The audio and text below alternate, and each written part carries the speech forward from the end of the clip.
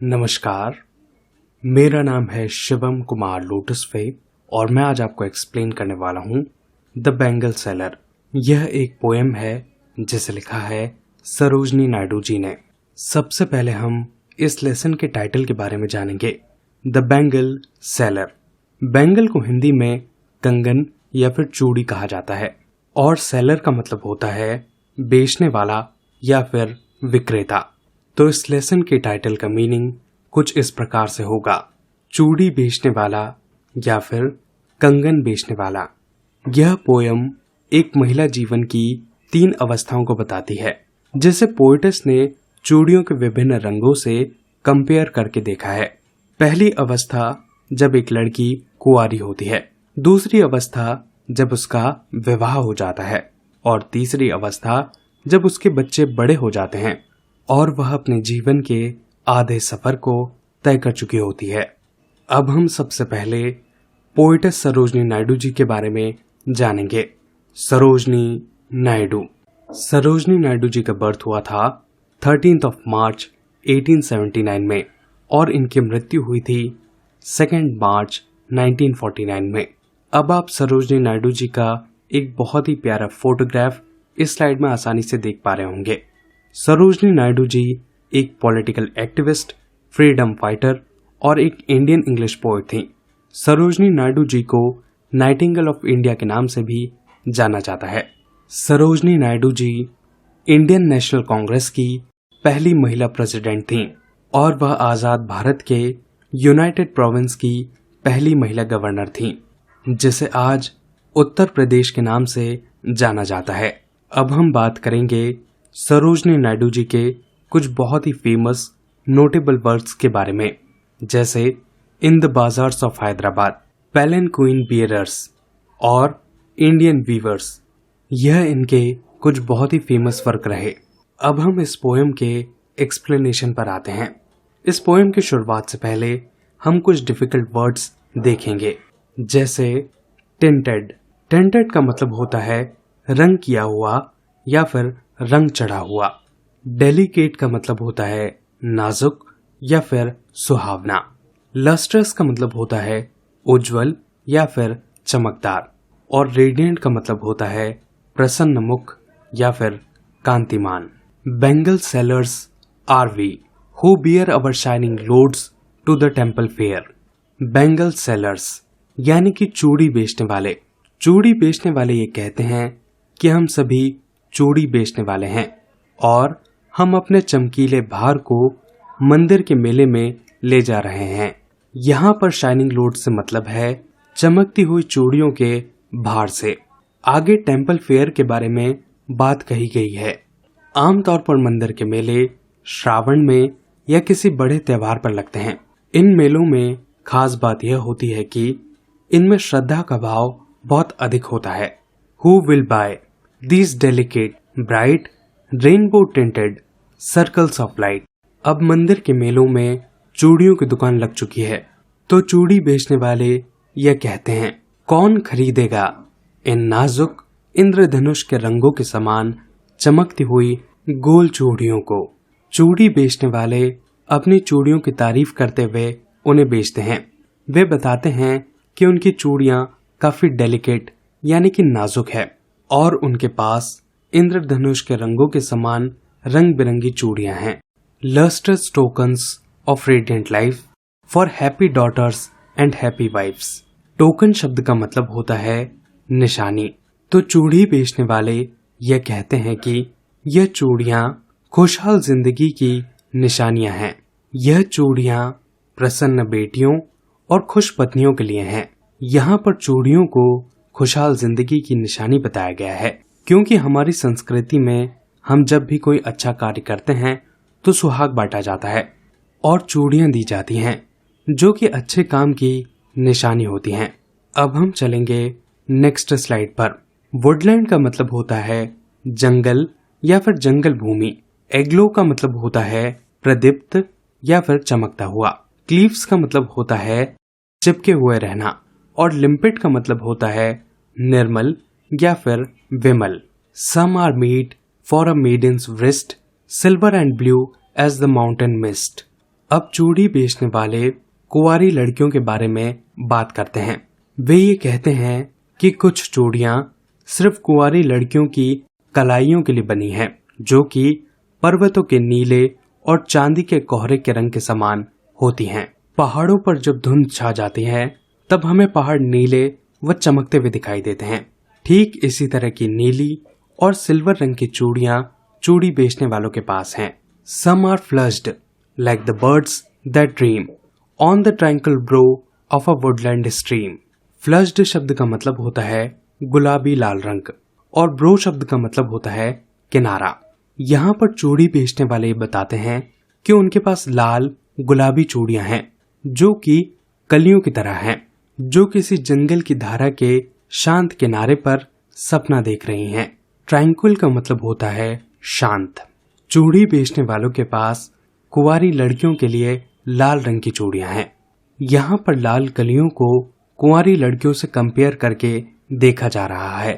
कलियां इमेच्योर होती हैं, ठीक ऐसे ही कुंवारी लड़कियां भी इमेच्योर यानी कि अपरिपक्व होती हैं। अगली लाइन में पोएटिस ने सपने को प्राकृतिक सौंदर्य से जोड़कर देखा है। एक जंगल है, जंगल के बीचों बीच एक नदी है, नदी के पास एक शांत किनारा है और उस शांत किनारे पर कई सारी लाल कलियां खिली हुई हैं जो शायद किसी लड़की की शर्म को प्रदर्शित कर रही हैं। यहाँ पर कुंवारी लड़कियों के शाय नेचर को बताया जा रहा है। Some are aglow with the bloom that leaves to the limpid glory of a new born leaves. Bloom शब्द का मतलब है खिला हुआ फूल। कुछ चूड़ियां खिले हुए फूलों की तरह चमक रही हैं जो नए पत्ते की निर्मल महिमा की तरह जुड़ी हुई हैं। जब एक नया पत्ता आता है तब उसका रंग काफी नया होता है। उसके अंदर एक चमक होती है क्योंकि उस पर कोई भी धूल के कण नहीं होते और इसीलिए वह काफी लिम्पिड यानी कि निर्मल दिखाई देता है। हालांकि हमें यह चमक पुराने पत्तों में देखने के लिए नहीं मिलती है क्योंकि सनलाइट के कारण उनका पिगमेंटेशन डार्क हो जाता है। तो चूड़ी बेचने वाले यही कहते हैं कि उनके पास नए पत्ते की निर्मल चमक के समान चूड़ियां हैं। अब हम चलेंगे नेक्स्ट स्लाइड पर। ल्यूमिनस का मतलब होता है प्रकाशमान या फिर जगमग और टिंकलिंग का मतलब होता है खनखनाता। Some are like fields of sunlit corn meet for a bride on her bridal morn. इस स्टेंजा में पोएटिस एक महिला के जीवन के सेकंड स्टेज के बारे में बात करती हैं। इस स्टेंजा में चूड़ी बेचने वाले बताते हैं कि उनके पास पीले रंग की चूड़ियां हैं जो सूरज की रोशनी में चमकते पीले खेतों की तरह दिखाई देती हैं। यह चूड़ियां एक दुल्हन के लिए हैं जो कि उसके विवाह वाले दिन काम आएंगी। मॉर्न का मतलब होता है मॉर्निंग।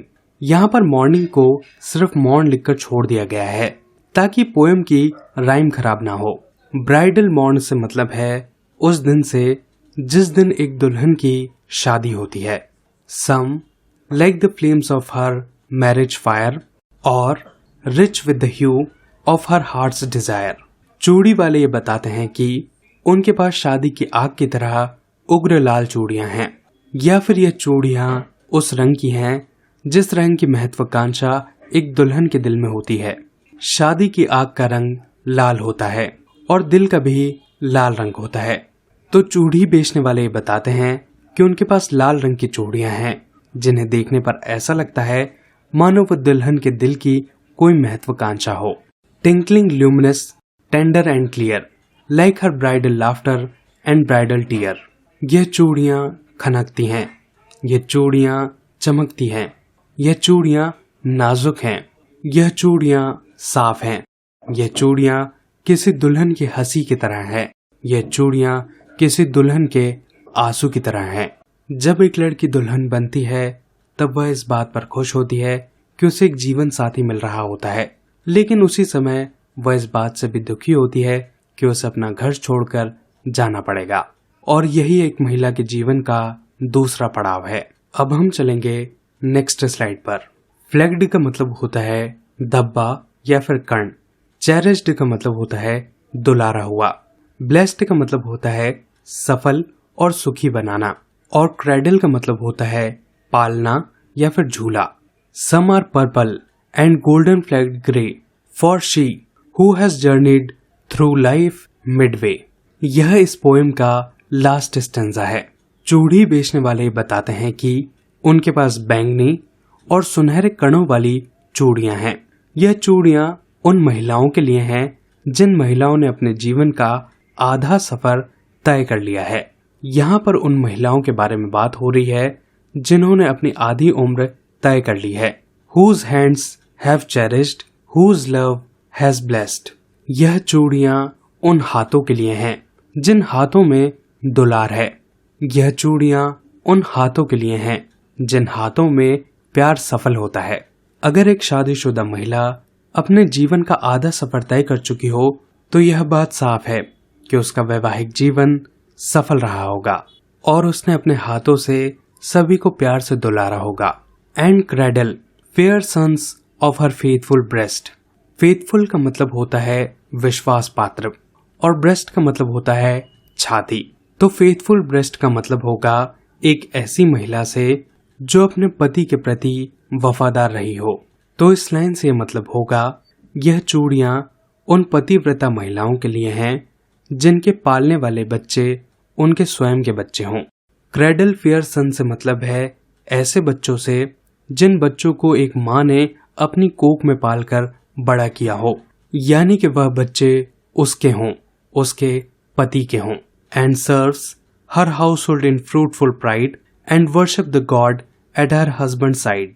यह चूड़ियां उन महिलाओं के लिए हैं जो महिलाएं गृहस्थ जीवन में अपना गौरव समझती हैं। और लास्ट लाइन का यह मतलब होगा यह चूड़ियां उन महिलाओं के लिए हैं जो महिलाएं अपने पति के पास खड़ी होकर ईश्वर की धार्मिक पूजा में भाग ले सके। हमारी भारतीय संस्कृति में कई सारी ऐसी जगह होती हैं जहां पर जोड़ा लगता है, यानी कि उन पूजाओं में अविवाहित भाग नहीं ले सकते।